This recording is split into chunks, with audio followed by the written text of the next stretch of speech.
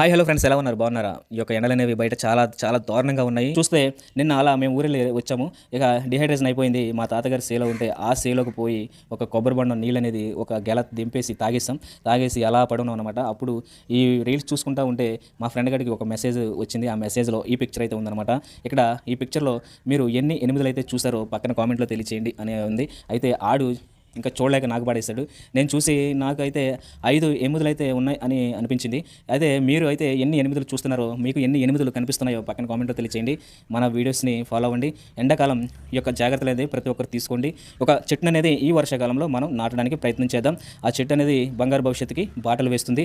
చాలా జీవాలకి నీడనిస్తుంది. చాలా ఆరోగ్యాన్ని, ఆక్సిజన్ కూడా ఇస్తుంది. ప్రతి ఒక్కరు కూడా ఈ యొక్క జూన్ నెలలో వర్షాకాలంలో ఒక చెట్టును అనేది నాటడానికి మనం ప్రయత్నం చేద్దాం. గ్లోబల్ వార్మింగ్ అనేది తగ్గిద్దాం. ఈ పజిల్ని మీరు క్లియర్ చేయండి. మనసు ప్రశాంతంగా ఉంటుంది. ఎటు బయటికి వెళ్ళకండి. ఈ యొక్క ఎండాకాలం యొక్క సూచనలు అయితే మీరు